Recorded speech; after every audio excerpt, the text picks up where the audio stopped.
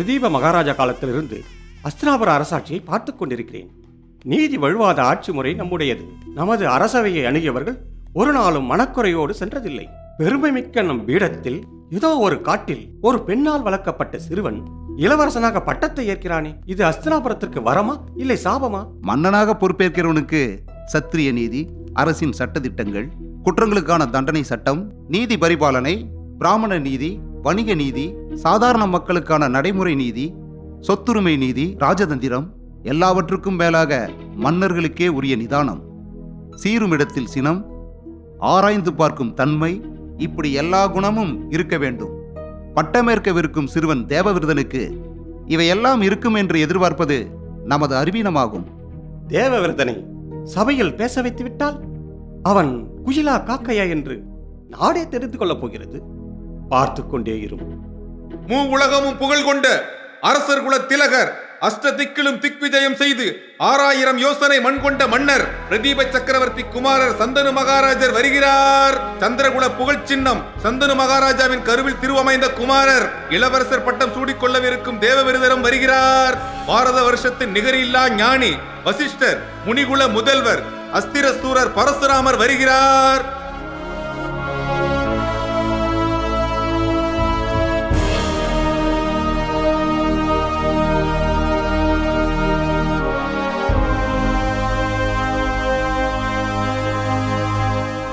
தேவவிரதா, உனக்காக இந்த அரியணை காத்திருக்கிறது.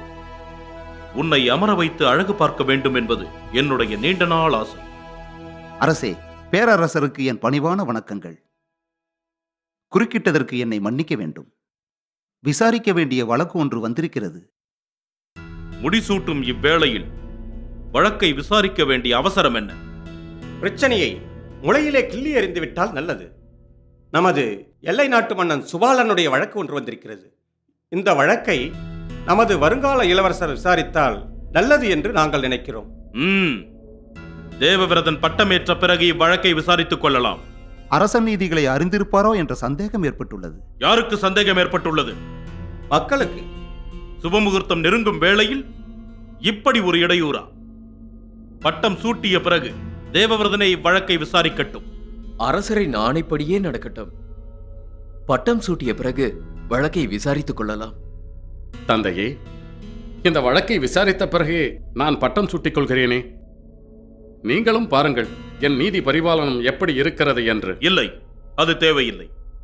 என் ஆளுமை திறனையும் அறிவையும் சோதித்து பார்க்க வேண்டும் என்ற எண்ணம் அமைச்சர் பெருமக்களுக்கு ஏற்பட்டது நியாயம்தானே? சோதனைக்கு நான் தயார். அவர்கள் சந்தேகங்களை நிவர்த்தி செய்வது என் கடமை.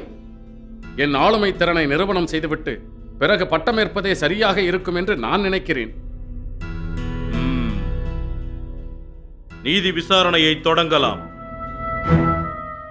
அமைச்சரே, நீர்தானே ஆரம்பித்து வைத்தீர், நீரே வாதத்தை தொடங்கி வையும். உத்தரவு அரசே. சுபாலனையும் சுபாலனது மகனையும் அழைத்து வாருங்கள்.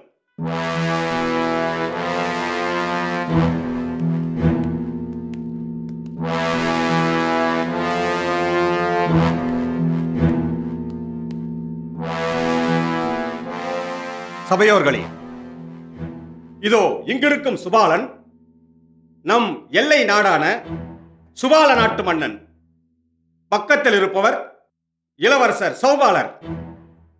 இருவரும் நமக்கு திரை கப்பம் செலுத்த கடமைப்பட்டவர்கள். கடந்த 6 வருடங்களாக அவர்கள் அதை செலுத்தவில்லை. இது முதல் குற்றச்சாட்டு. அஸ்தினாபுரத்துக்கு எதிராக மக்களை கலகம் செய்ய தூண்டியது 2வது குற்றச்சாட்டு. இக்குற்றச்சாட்டை ஒப்புக்கொள்கிறீர்களா? குற்றத்தை சுமத்தி இருப்பது நீங்கள். என்னை பொறுத்தவரை நான் குற்றமற்றவன். சுபாலா, வரி கட்டாதது குற்றம் இல்லையா?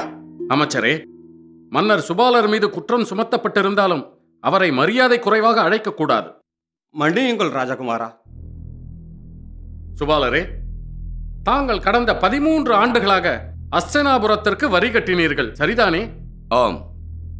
கடந்த 6 ஆண்டுகளாக வரி கட்டாமைக்கு என்ன காரணம்? 2 ஆண்டுகளாக மழையே பெய்யவில்லை. பின்பு எப்படி வரி கட்ட முடியும்? தாங்கள் சொல்வது உண்மை என்றால் அதையல்லவா எங்களுக்கு தெரிவித்திருக்க வேண்டும். ஏன் சொல்லவில்லை? 1ஆம் ஆண்டு சொன்னேன். ஆனால் அரசிடமிருந்து எந்த பதிலும் இல்லை. அமைச்சரே, இது உண்மையா? இது போன்ற சிறிய விஷயங்களை மன்னர் கவனத்திற்கு கொண்டு வர வேண்டுமா என்று இருந்துவிட்டேன். அது தவறு. மக்களை பொறுத்தவரை அவர்கள் பிரச்சனை அவர்களுக்கு பெரியது. அதை அரசும் பெரியதாகவே கருத வேண்டும். அணையில் ஏற்படும் சிறிய ஓட்டைதான் பெரிய பாதகத்தை ஏற்படுத்தும். மன்னியுங்கள் இளவரசி, இனி நான் கடமை தவற மாட்டேன். சுபாலரே, முதலாண்டு நீர் உமது பிரச்சனையை அரசின் கவனத்திற்கு கொண்டு வந்தீர்கள், சரி. அதன் பிறகு ஏன் எங்களை அணுகவே இல்லை? பேரரசுகள் எங்களை போன்ற சிற்றரசர்களை பெரிதாக மதிப்பதில்லை என்று நாங்கள் கருதுகிறோம். மாமன்னர் சாந்தனுவின் ஆட்சி அப்படிப்பட்டதல்ல. சிறு துளிதான் பெருவெள்ளம். கத்தியில் சிறியது பெரியது என்று பேதமில்லை. சுபாலரே, ஒன்றை புரிந்து கொள்ள வேண்டும்.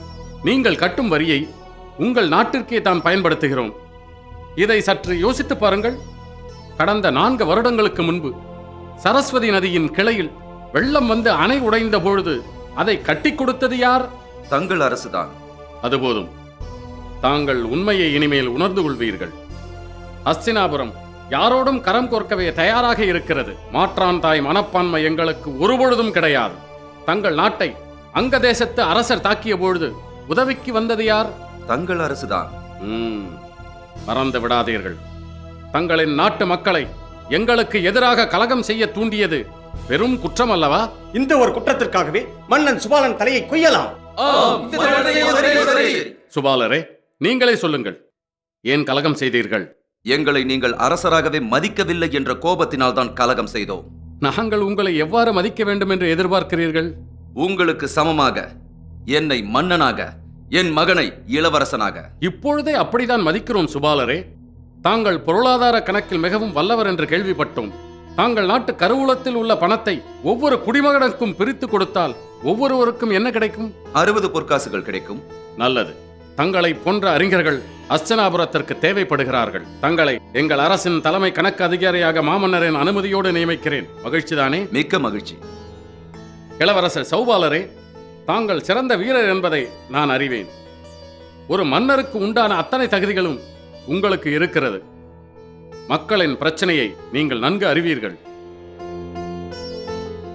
உங்களை சுபால நாட்டு மன்னராக ஹஸ்தினாபுர பேரரசு நியமிக்கிறது.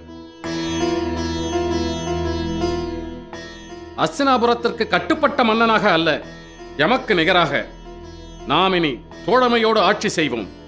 உங்களுக்கு நேரும் இயற்கை பாதகங்கள், எதிரிகளின் படையெடுப்பின் போது இவை இரண்டிலும் நாம் துணை நிற்போம். அதற்கு தங்கள் அரசு பிரதி உபகாரமாக என்ன செய்யும்? இளவரசே, இந்த நட்பையும் உறவையும் தான் நாங்கள் எதிர்பார்த்துக் கொண்டிருக்கிறோம். இன்று முதல் எங்கள் அரசிற்கு வரும் வருமானத்தில் 10இல் ஒரு பகுதியை நாங்கள் உங்களுக்கு செலுத்துகிறோம். நல்லது. ஹஸ்தினாபுர அரசு அதை ஏற்றுக்கொள்கிறது. பகைவர்களாக வந்தவர்களை நண்பர்களாக மாற்றிவிட்டீர்கள். நான் யாரையும் பகைவர்களாக எண்ணுவதில்லை. பலம் இருப்பவர்கள்தான் பணிவாக நடந்து கொள்ள வேண்டும். சுபாலரே, சௌபாலரே, நீங்களும் எங்களுடைய சபையில் தோழமையோடு வந்து அமரலாம். செல்லுங்கள். இது விசித்திரமான தீர்ப்பாக இருக்கிறதே. இல்லை, யதார்த்தமான தீர்ப்பு. மக்கள் ரத்தம் சிந்துவதையும் நாடு சேதமடைவதையும் ஒருபொழுதும் நான் அனுமதிக்க மாட்டேன். அவர்களின் குற்றத்திற்கு என்னதான் தண்டனை? எல்லா குற்றங்களும் சந்தர்ப்ப சூழ்நிலைகளால் உருவானவை. அமைச்சரே, சுபாலரின் பிரச்சனையை நமது அரசின் கவனத்திற்கு கொண்டு வந்த பொழுது அதை அலட்சியப்படுத்தியது உங்கள் முதல் குற்றம். இதை மாமன்னரின் கவனத்திற்கு கொண்டு வராதது 2வது குற்றம். இந்த குற்றங்களுக்காக மூத்த அமைச்சருக்கும் உங்களுக்கும் என்ன தண்டனை தருவது? முதலில் நம் தவறை உணர்வதுதான் உத்தமம். அப்போதுதான் மற்றவரை விசாரணை செய்யும் தகுதி நமக்கு கிட்டும். பலே பலே, உங்களை சோதித்து பார்ப்பதாக எண்ண வேண்டாம். அறிவின் பசியால் இந்த கேள்வியை கேட்கிறேன். உங்களுக்கு முன்னால் 3 பாதைகள் இருக்கின்றன. 1 கல்வியின் பாதை, 2 செல்வத்தின் பாதை, 3 அதிகாரத்தின் பாதை. இதில் எந்த பாதையை தேர்ந்தெடுப்பீர்கள்? அதிகாரத்தின் பாதையை. ஏன்? ஒரு நல்ல ஆட்சியாளன் தன் அதிகாரத்தை பயன்படுத்தி தன் மக்களை அறிவிலும் செல்வத்திலும் மேம்படுத்த முடியும். அரசியல் மதிநுட்பம் உள்ளவர்களால் மட்டுமே இப்படி சிந்திக்க முடியும். புகழ்ச்சிக்காக இதை நான் பேசவில்லை. என்னை புகழ வேண்டாம். எது பிரம்மம்? உணவா, உயிரா, மனமா, ஆத்மாவா? உணவின் பெருமை செரிக்கும் வரைதான். உயிரின் பெருமை உடம்புக்குள் இருக்கும் வரைதான். மனத்தின் பெருமை சிந்திக்கும் வரைதான்.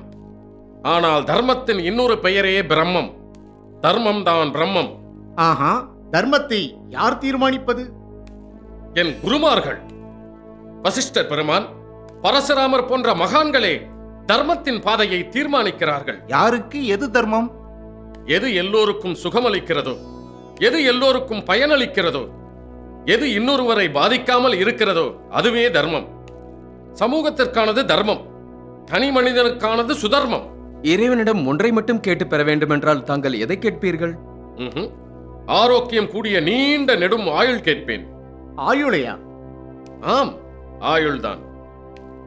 ஆரோக்கியத்துடன் கூடிய ஆயுள்தான். ஆரோக்கியமற்ற உடம்பில் அறிவும் நிலைக்காது, தவமும் பிழைக்காது. தர்மம் என்பது அணுவாகவும் இருப்பது, 1000 யானைகளின் பலமாகவும் இருப்பது. அதை சுமந்து திரிய மனிதனுக்கு 10,000 யானை பலம் வேண்டும். 1, 2, 3 இவற்றில் உயர்ந்தது எது? எப்பொழுதும் ஒன்றுதான் உயர்ந்ததும் பெரியதும். 2லும் 3லும் 1 அடங்கிவிடும் போது அதை எப்படி பெரியதென்று சொல்கிறீர்கள்? 2இல் மிஞ்சுவது 2 ஒன்றுகள் தானே. 3இல் இருப்பதும் 3 ஒன்றுகள் தானே. ஆகவே ஒன்றே பெரியது. அரசன் எதனால் வாழ்கிறான்? மழை துளியால் வாழ்கிறான். என்னது மழை துளியா? ஆம், மழை உணவுக்கு ஆதாரம். பசியற்ற மனிதர்களே மன்னனை வாழ்த்துவார்கள். எனவே மழையே மன்னனுக்கு ஆதாரம். அந்தணனுக்கு ஆதாரம் எது? வாய்மையும் தூய்மையும். உலகத்தை நிலைவரச் செய்வது எது? மனிதனுக்கு வாய்த்த மறதி. மறதியா? ஆம், மறதியேதான். இறந்த கால துன்பங்களிலிருந்து மனிதனை மீட்டெடுப்பது மறதியே. மரணம் என்ற ஒன்று எல்லோர் வீட்டு வாசலிலும் பசுவை போல் கட்டி வைக்கப்பட்டிருக்கிறது. ஆனாலும் இறப்பை மறந்து மனிதன் மகிழ்ச்சியோடு வாழ்ந்து கொண்டிருக்கிறான். பிறர் நமக்கு செய்த துன்பத்தை மறந்து போவதாலும் மறதியே உலகின் ஆதாரமாகிறது. மரணம் என்பது என்ன கூறுங்கள். மனிதனை இருக்க செய்வதும் நிலைக்கச் செய்வதும் மரணம். இல்லாமல் போவதுதானே மரணம். நிலைக்கச் செய்வது என்று முரண்பாடாக சொல்கிறீர்களே. உயர்ந்தவர்களின் புகழை நிலைக்கச் செய்துவிட்டு உடலை மட்டும் எடுத்துச் செல்கிறது மரணம். இழிந்தவர்களின் உடலையும் அடையாளத்தையும் அடித்துச் செல்கிறது மரணம். வாழ்க்கை என்பதுதான் என்ன? மாயை. மாயையா? அப்படி என்றால் நம் வசிஷ்டரும் பரசுராமரும் கூட மாயையா? ஆம், மாயைதான். இவர்கள் தோற்றங்கள்.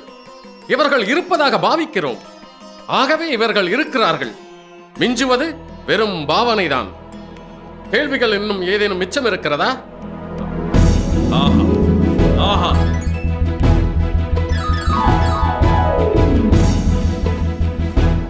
தேவவிரதா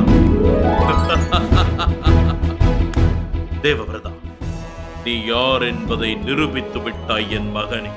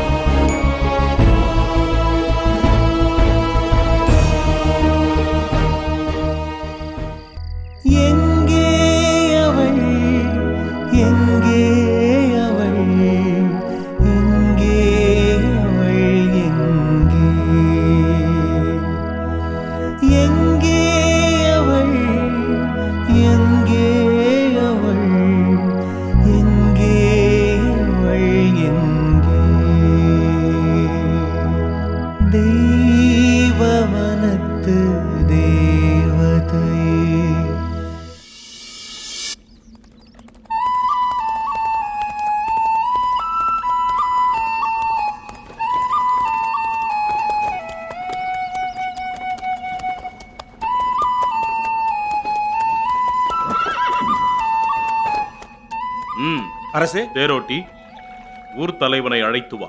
உத்தரவு. மக்களின் நலன் குறித்து அறிவோம். உத்தரவு அரசே. ம்.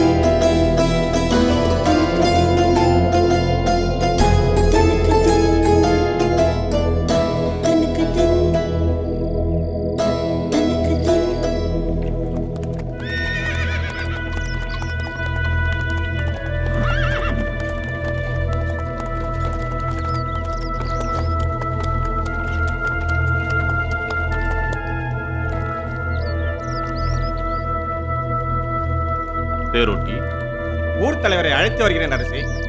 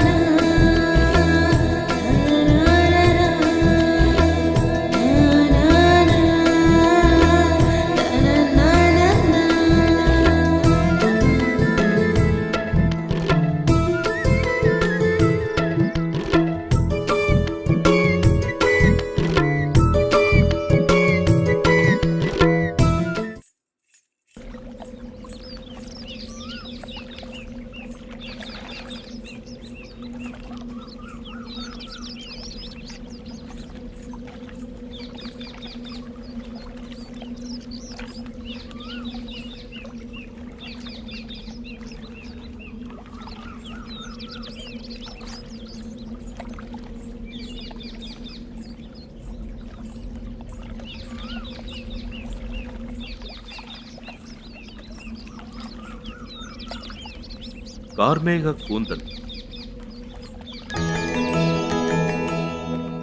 கவிழ்ந்து மலரும் மான் போன்ற விழிகள், குமிழம்பூ செவிமடல்கள், பவளச் செவ்வாய் இதழ்கள்,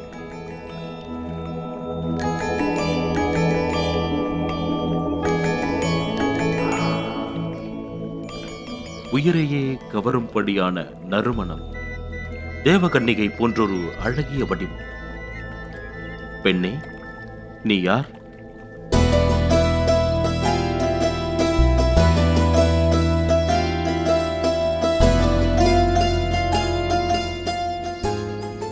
தாங்கள் யார்? விண்ணுலகைச் சேர்ந்தவரா அல்லது மண்ணுலகைச் சேர்ந்தவரா? அஸ்தினாபுரத்தரசன் சந்தனு.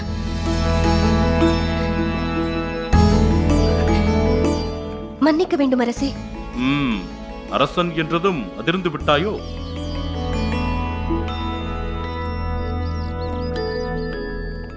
உன் பெயரை தெரிந்து கொள்ளலாமா? மச்சகந்தி, யோசனை கந்தி, பரிமள கந்தி, சத்தியவதி, காளி. ஒருவருக்கு இத்தனை பெயர்களா?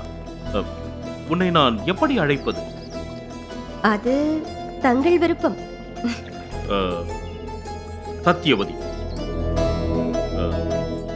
சத்தியவதி, நான் உன்னை பற்றி அறிந்து கொள்ளலாமா?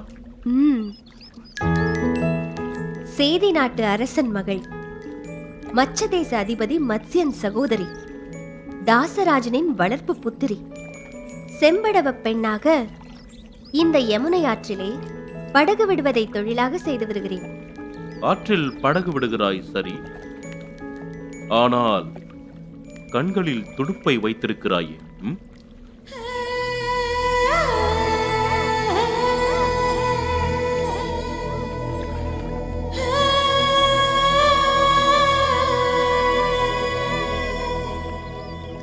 சத்தியவதி,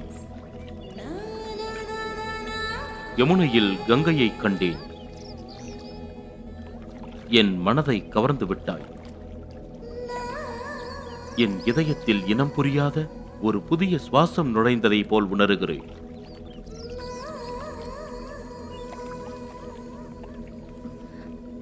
என்னை திருமணம் செய்து கொள்வாயா?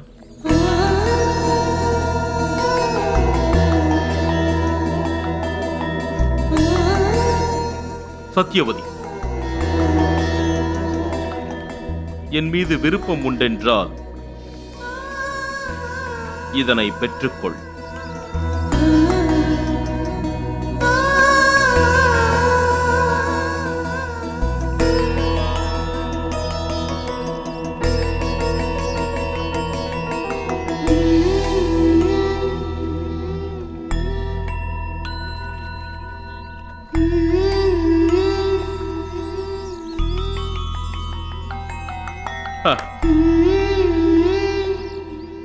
வரும் வளர்ப்பிறையில் முகூர்த்தம் வைத்துக் கொள்ளலாம். எனது தந்தையிடம் வந்து பேசுங்கள். பேசுகிறேன்.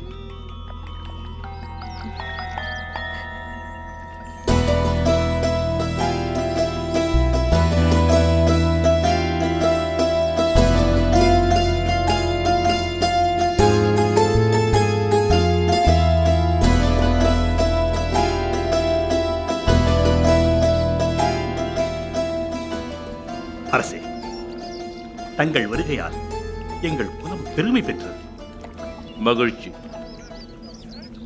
மக்கள் எல்லோரும் நலம்தானே? நலம்தான் அரசே. குறை ஏதேனும் இருந்தால் கூறுங்கள். மகாராஜா, தங்கள் ஆட்சியில் குறையென்று ஏதும் இல்லை. வலைகளில் மீன்கள் குவிகின்றன, மக்களின் மனதும் நிறைகின்றன. மகாராஜா, தாங்கள் வந்த நோக்கம்?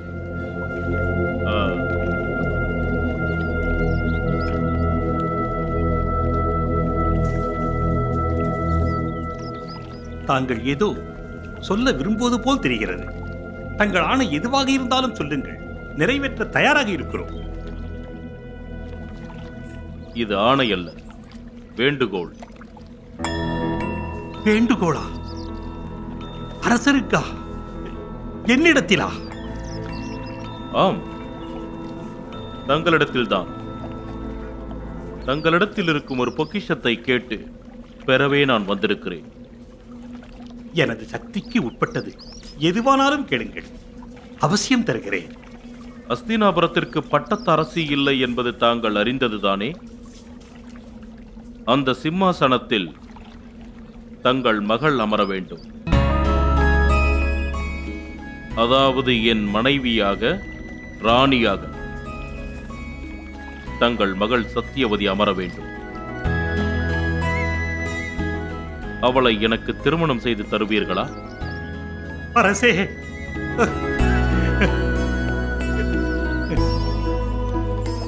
எனது மகள் தங்களை மணமுடித்து நமது குரு தேசத்தின் பட்டத்து அரசியாக அமர்வது நானும் எனது குலமும் செய்த பாக்கியம்.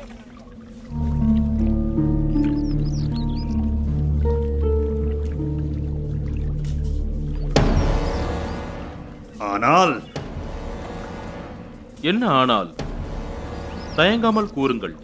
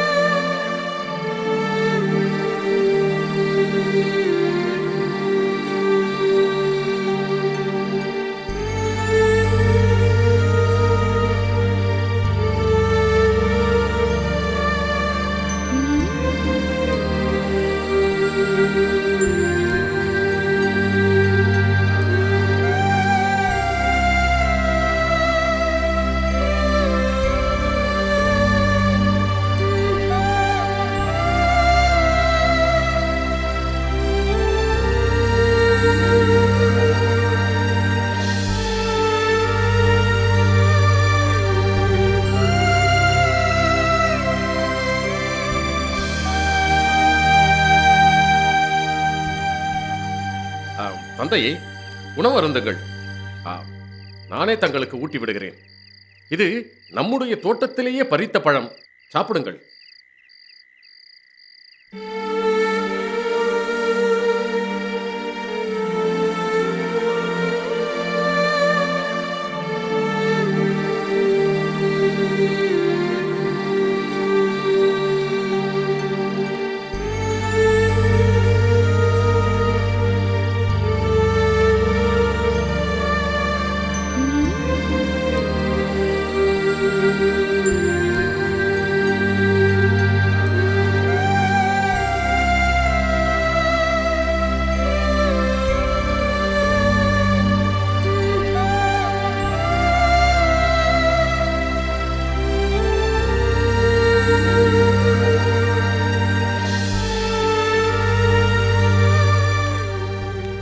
மன்னரை நீ எங்கே அழைத்துச் சென்றாய்?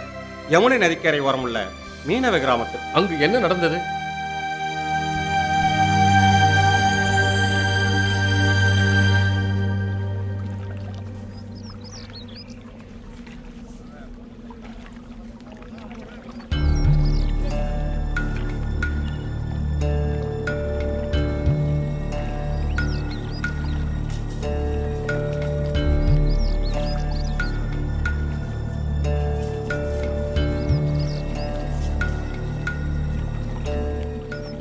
வணங்குகின்றேன். ஐயா ஆ, வணக்கம். வணக்கம். அமருங்கள். தாகத்திற்கு ஏதேனும் அருந்துகிறீர்களா இல்லை பசியாறுகிறீர்களா? உபசரிப்புக்கு மிக்க நன்றி. நான் அஸ்தனாபுரத்து அரசவையிலிருந்து வந்திருக்கிறேன். அப்படியா? மகிழ்ச்சி. என்ன காரியமாக வந்தீர்கள்? அரசர் தங்களை சந்தித்து விட்டு வந்த நாளிலிருந்து கவலையில் ஆழ்ந்திருக்கிறார்.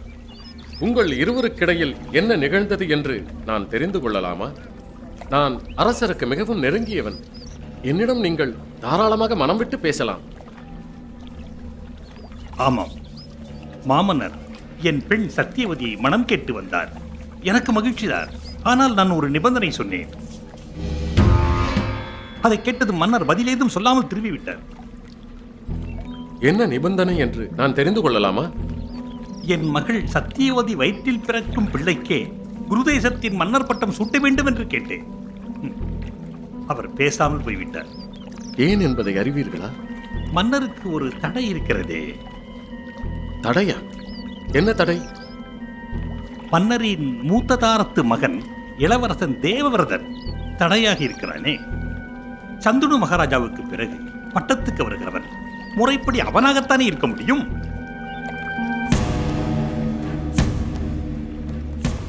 தேவவிரதன் யாருக்கும் தடையாக இருக்க மாட்டான். எவரேனும் தடையாக இருந்தால் தடைகளை தகர்த்து எறிவான். உண்மையை சொல்லுங்கள், தாங்கள் யார்?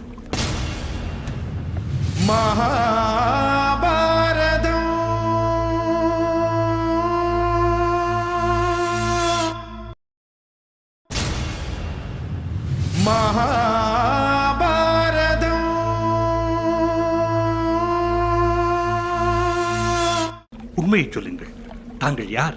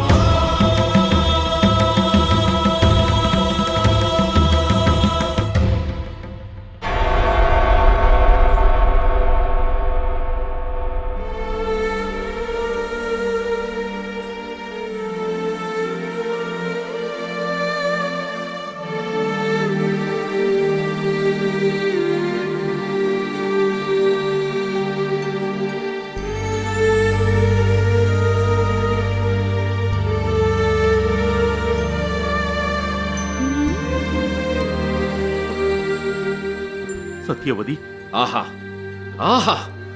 என் தந்தையின் முகத்தில் இத்தனை மகிழ்ச்சியை கண்டு எத்தனை நாட்கள் ஆகிறது. தந்தையே, உங்களின் இந்த மகிழ்ச்சிக்கு எந்த விலையையும் தர நான் தயாராக இருக்கிறேன். இப்பொழுதுதான் தாங்கள் அஸ்தினாபுரத்தின் சக்கரவர்த்தியாக கம்பீரமாக இருக்கிறீர்கள். இக்கணம் முதல் நீங்கள் விரும்பிய இவர்தான் என் தாய். நீங்கள் இருவரும் என்னை ஆசீர்வதியுங்கள்.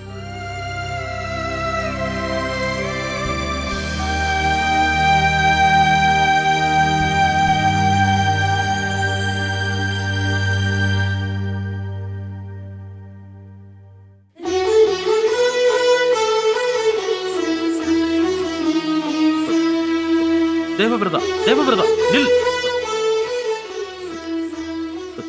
சத்தியவதி, இங்கே என்ன நடக்கிறது? தேவவிரதனை எங்கே சந்தித்தாய்? நீ நீ எப்படி இங்கு வந்து சேர்ந்தாய்? இன்று உச்சி வேளை தேவவிரதன் எங்களை காண வந்திருந்தார். என் தந்தையை சந்தித்தார்.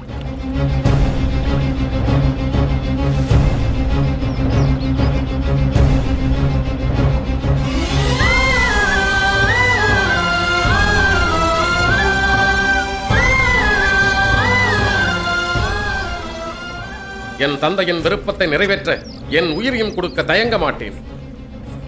தாசராஜரே, உங்கள் மகளின் வயிற்றில் பிறக்கும் பிள்ளைகளை அஸ்தினாபுரத்தை ஆள வேண்டும். அதுதானே உங்கள் நிபந்தனை? ஆம் இளவரசே.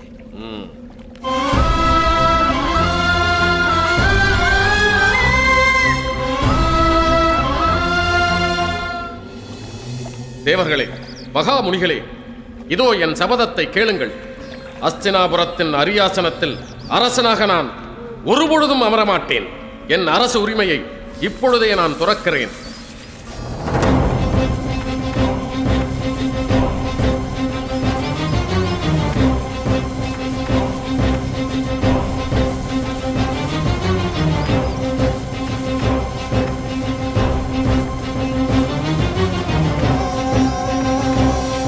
அஸ்தினாபுரத்தின் அரியாசனத்தில் அரசனாக நான் ஒருபொழுதும் அமரமாட்டேன்.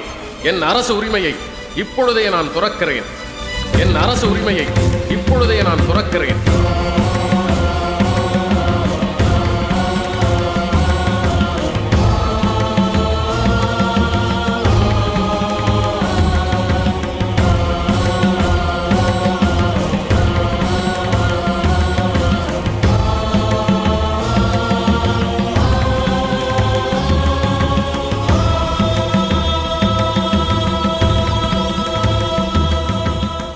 பெரியவரே, இப்பொழுது சொல்லுங்கள், தங்கள் மகளை, இல்லை என் தாயை சந்தனு மகாராஜாவின் அரண்மனைக்கு அழைத்துச் செல்லலாமா?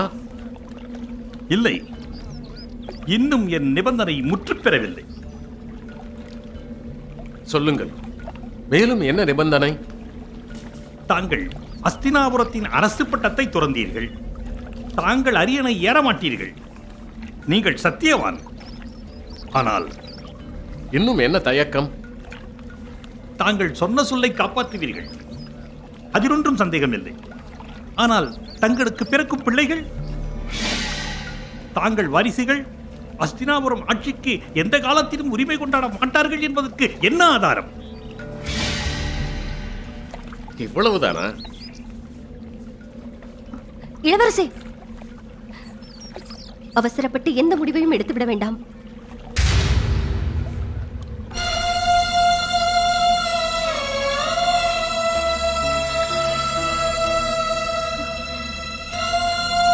இளவரசே,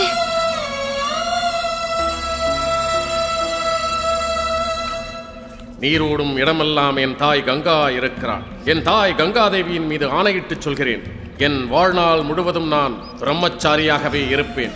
எந்த பெண்ணையும் நான் மனதால் கூட நினைக்க மாட்டேன். எந்த பெண்ணையும் நான் மனதால் கூட நினைக்க மாட்டேன். எந்த பெண்ணையும் நான் மனதால் கூட நினைக்க மாட்டேன். இது என் தாய் கங்காதேவியின் மீது ஆணை. இது என் தாய் கங்காதேவியின் மீது ஆணை.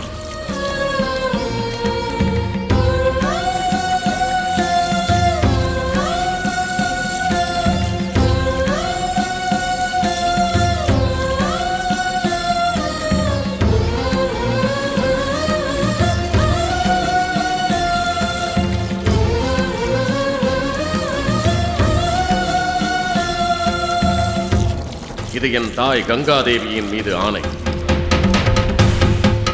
இது என் தாய் கங்காதேவியின் மீது ஆணை. இது என் தாய் கங்காதேவியின் மீது ஆணை.